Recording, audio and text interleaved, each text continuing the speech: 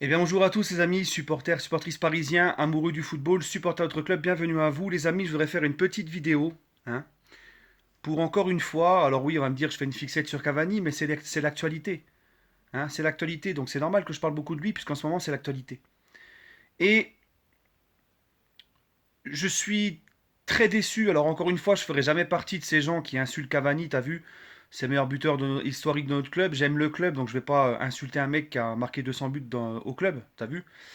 Euh, Mais ça ne m'empêche pas, ça ne doit pas m'empêcher, hein, de dénoncer le comportement très très très très moyen qu'il a actuellement, surtout envers les supporters. Et ça, je vais y revenir après. Là, ce que je voudrais dire de Cavani, les gars, c'est que il est plus parisien depuis le 30 juin, la fin de l'officialisation de son contrat. L'officialisation, pardon, de la fin de son contrat, le 30 juin, donc depuis le 1er juillet, Cavani n'est plus joueur du Paris Saint-Germain. Qu'il fasse un petit peu la gueule, qu'il boude parce que le club ne l'a pas prolongé, parce que il aurait, voilà, il n'a pas eu ce qu'il voulait ou quoi, que ça ne s'est pas passé comme il le souhaitait avec le club. Ok, je peux essayer de comprendre, même si même ça je comprends pas, parce que moi je comprends plus le club qui veuille tourner la page. Mais je peux essayer de comprendre que t'as vu, il fasse la gueule et qu'il n'a pas un message pour le club. Par contre, Par contre, quand je vois que Cavani, et même encore maintenant, des gens lui trouvent toutes les excuses, continuent encore à l'idolâtrer, à le mettre sur un piédestal de ouf, même quand même quand il agit mal, quand je vois que Cavani, sous l'ère QSI,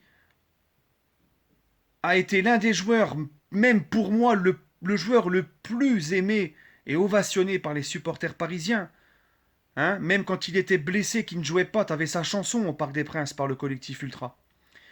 Le fait qu'il n'ait même pas un mot de remerciement pour les supporters. On peut me trouver toutes les excuses du monde.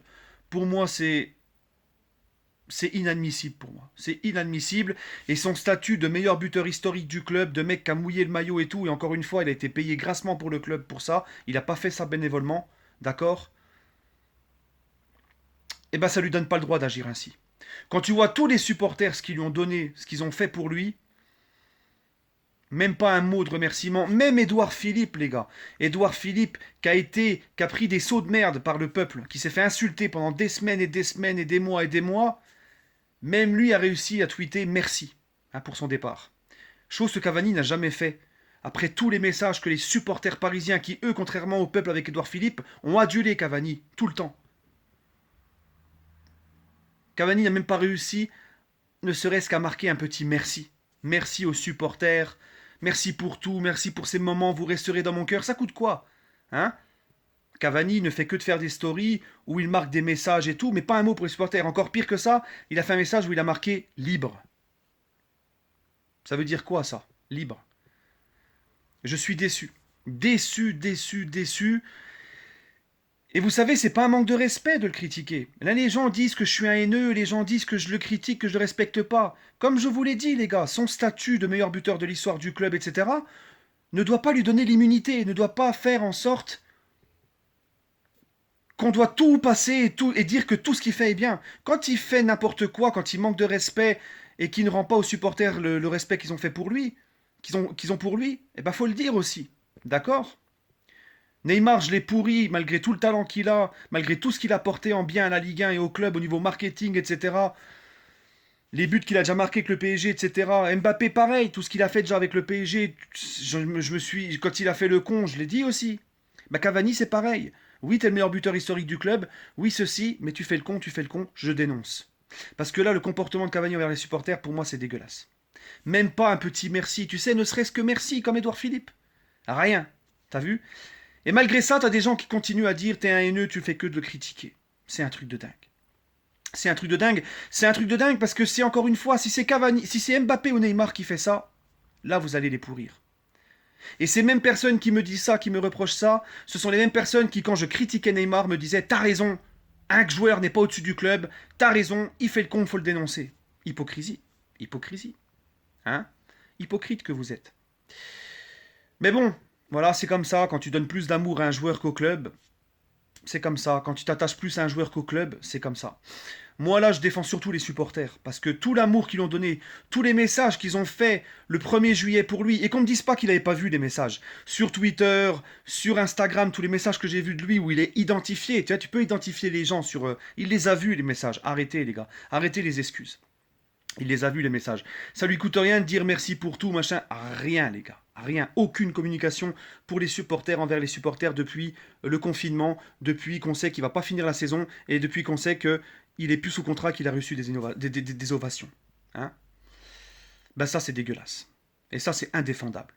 Et moi ça me déçoit. Mais ça me déçoit parce que j'aurais jamais pensé ça de lui, t'as vu. J'aurais jamais pensé de ça de lui.